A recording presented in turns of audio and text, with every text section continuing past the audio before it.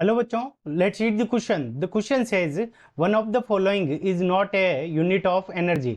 Option A joule second, option B kilowatt hour, option C erg and option D watt second. ठीक है बच्चों, सो हमें बताना है इस क्वेश्चन के अंदर कि कौन सी एनर्जी की एक यूनिट नहीं है।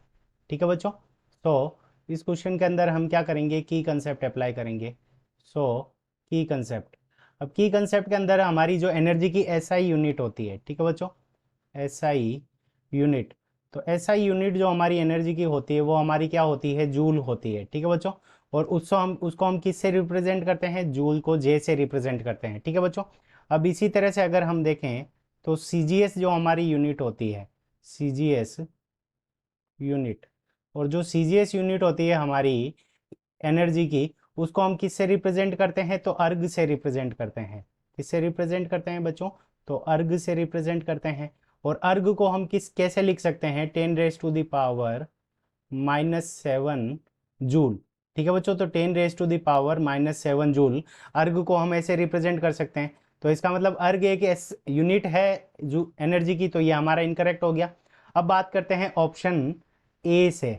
ठीक है बच्चों, अब यहाँ पे हमें क्या दे रखा है, जूल सेकंड, जूल और मल्टीप्लाइड बाय सेकंड। तो जूल सेकंड ये हमारी क्या है, एनर्जी की यूनिट नहीं है। ठीक है बच्चों, तो ये यूनिट नहीं है, इसका मतलब ऑप्शन ए हमारा क्या हो गया, करेक्ट आंसर हो गया। अब बात करते हैं ऑप्शन बी की। ठीक है बच्चों, ऑप्शन बी के अंदर हमें क्या दे रखा है, 1 किलोवाट आवर। ठीक है बच्चों, तो इसके आगे हम 1 लगा देते हैं, तो 1 किलोवाट आवर। तो क्या हम इसको जूल्स के अंदर कन्वर्ट कर सकते हैं।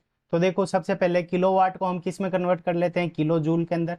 तो ये हो गया किलो जूल, और नीचे हमारा क्या आ जाएगा, सेकंड। ठीक है बच्चों, तो यहाँ पे हो गया हमारा 1 किलो जूल सेकंड, किलोवाट को हमने ऐसे रिप्रेजेंट कर लिया। अब आवर्स को हम क्या कर सकते हैं, सेकंड के अंदर कन्वर्ट कर सकते हैं। तो यहाँ पे 3600 सेकेंड्स। तो यहाँ सेकंड से ये सेकंड हमारा कैंसिल हो गया।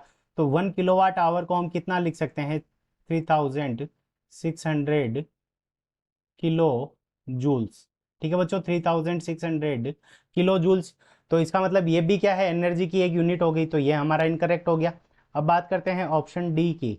ठीक है बच्चों, तो ऑप्शन डी के अंदर हमें क्या दे रखा है, vote second, vote multiplied by second. ठीक है बच्चों, वोट सेकंड गिवन है। अब वोट को हम क्या लिख सकते हैं, जूल अपॉन सेकंड, जूल पर सेकंड। सो यहाँ पे सेकंड आ जाएगा, और ऊपर मल्टीप्लाई के अंदर सेकंड, तो सेकंड से सेकंड के अंदर कन्वर्ट हो गया।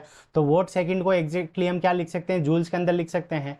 तो ये भी इनकरेक्ट हो गया। तो option A joule second is the correct answer of this question. I hope you understood it well. Best of luck, thank you.